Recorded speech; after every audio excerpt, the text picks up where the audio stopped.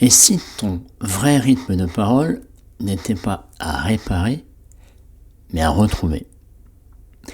Bonjour à toi et bienvenue dans ce nouvel épisode du podcast Du silence à la présence, où ici nous allons regarder justement, étudier justement cette histoire de rythme et de pulsation intérieure qui, lorsqu'elle est cassée, lorsqu'elle n'est plus à ton rythme à toi, ça peut casser pas mal de choses. En fait, comprendre que nous avons tous une pulsation intérieure. Pulsation qui peut être ce que tu ressens, ce que tu vibres, ce qui te passionne, ce qui est relié à ton corps, à ton cœur. Et du coup, lorsque tu te retrouves à devoir prendre la parole dans un groupe, dans une réunion entre autres, tu peux te retrouver à te laisser influencer par les autres, dans le sens où tu vas avoir le regard des autres qui va jouer. Tu vas avoir est-ce que c'est une zone de guerre ou une zone de paix, cette réunion, cet échange? Est-ce qu'il y a des conflits? Est-ce qu'il n'y a pas de conflits? Et du coup, tout ça va se jouer en connexion avec ta pulsation. Et ce qui fait que si en plus, là, tu es sujet à tout ce qui touche au regard des autres, à la peur d'être vu, à la peur d'être visible, à la peur de revivre de l'humiliation, peut-être que tu as vécu dans ton histoire, le fait de se retrouver vraiment en avant-premier, là, au devant de la scène, même si c'est une réunion, parce que dès que tu parles, tous les autres, l'humain est comme ça, dès qu'il entend une voix, il se tourne vers la voix. Ça, c'est aussi l'instinct de sécurité qui joue, pour voir est-ce que la voix qui vient, c'est une voix de paix ou de bataille. Et toi, si en plus, justement, tu as cette peur dans la relation sociale à l'autre, tu es en insécurité permanente. Ce qui fait que tout ce que va pouvoir dire l'autre, faire, de visible ou pas, toi, tu vas le prendre en insécurité. Ce qui fait qu'aujourd'hui, lorsque tu vas devoir aller dans une zone de réunion, tu vas pas seulement perdre tes mots, tu vas perdre ton rythme intérieur. Dans le sens où le problème, c'est pas un contenu. Je te considère comme un expert dans ce que tu fais, donc là, c'est pas le problème. C'est plutôt, il y a une sorte de rythmique intérieure, une pulsation intérieure qui fait que, subitement, toi qui es peut-être enjoué, gai, naturel avec tes tout proches, les proches que tu connais, là subitement, ton corps va se resserrer, ta gorge va se sécher, tu vas perdre tes idées, tout va devenir trouble, tu sais plus où t'en es parce que tu te laisses happer par l'environnement extérieur et principalement, essentiellement avec ce regard des autres. Peur du rejet, peur de l'humiliation, il y en a plein des peurs comme ça. Et du coup, c'est pour ça que c'est important que tu comprennes aujourd'hui qu'il y a cette histoire de pulsation intérieure qui va te générer un rythme pour trouver tes mots, pour trouver tes idées, ta façon de parler, et tout ça est lié. Et du coup, si tu te retrouves dans ce jeu où tu perds cette pulsation, tu perds ce rythme de voix, du coup, ta parole va devenir difficile parce que tu vas essayer d'entrer dans le rythme des autres, le rythme qui est imposé. Et je ne parle pas de rythme de façon de parler.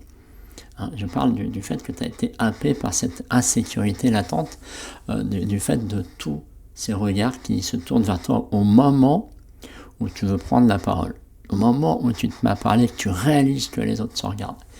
Et donc, du coup, dans cette insécurité-là, qu'est-ce qui peut se passer?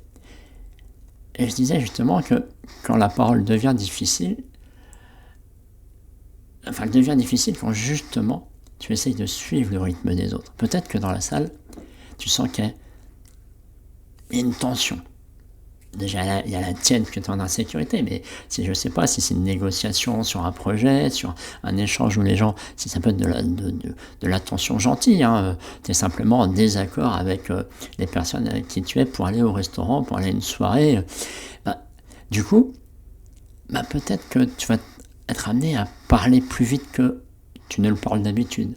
Tu vas être parti dans ton mental à chercher des mots, des phrases pour bien parler, parce que tout simplement tu essayes de t'adapter à la cadence de la pièce, à la cadence de l'environnement, que ce soit la tension, que ce soit lié aux émotions, aux sentiments qui sont générés, au rythme extérieur. Et du coup, ça t'empêche de revenir à ta pulsation. Et ça, c'est vraiment que je trouve quelque chose de vraiment très très important, parce que c'est ça qui te permet de comprendre que justement, si tu te laisses happer par l'extérieur, tu perds qui tu es. Tu perds ta façon d'être. Si tu es quelqu'un de joyeux, moi je sais que c'est ça, je perds ce côté, je perdais du moins ce côté autorisation, humour, ou alors ça partait dans le n'importe quoi. Mais souvent, je devenais trop sérieux. Souvent, ma femme, quand je prenais le téléphone, elle me disait « Arrête de prendre ta voix de commercial ». Et pourtant, j'étais tout seul. Mais j'imaginais la relation au téléphone. Et c'est exactement ça. Donc du coup, l'important, là, à ce moment-là, c'est de prendre conscience de ça. De prendre conscience que, est-ce que là où je m'apprête à parler, là où je suis en train de parler, est-ce que c'est ma pulsation ou celle que j'ai captée des autres? Parce qu'à ce moment-là, c'est important que tu réalises ça pour reprendre justement ton rythme. Et ce n'est pas ralentir pour ralentir, c'est plutôt retrouver une parole plus habitée, une parole qui te fait vibrer, qui est reliée à ton cœur. Ce qui fait que c'est comme ça que tu vas toucher les autres. Peut-être que toi, tu parles plus lentement. Peut-être que tu prends le temps de poser les mots, de poser les phrases. Tu as une voix assez claire. Tu as une voix normalement qui porte. Et là, subitement, tu as là ce regard qui est venu. Et ta voix est devenue toute faible, qui ne s'entend même plus à l'autre bout de la table, qui n'est peut-être pas très grande.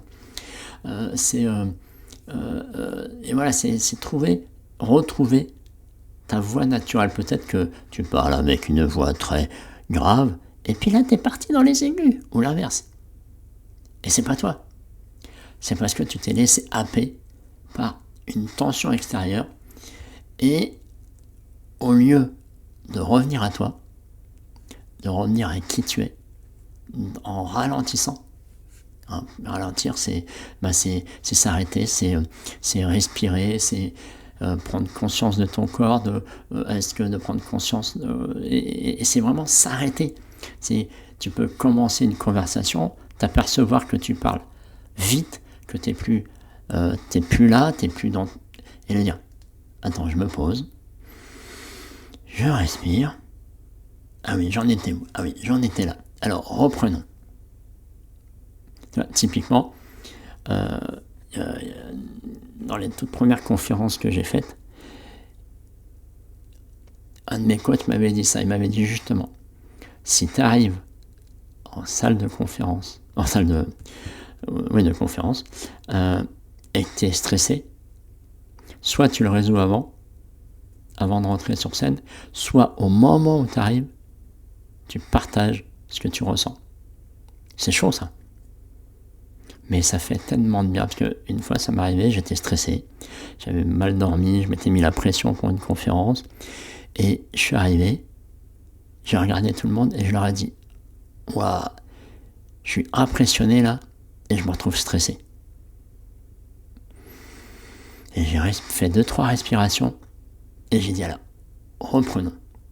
Merci pour ça. » Et je suis parti comme ça. Et le fait de l'avoir dit, ça a détendu la salle. Ça m'a détendu moi, c'est l'objectif premier, mais ça a aussi créé un apaisement dans la salle, parce que du coup, des retours que j'ai eu, c'est j'avais donné un peu l'autorisation à d'autres personnes faire la même chose.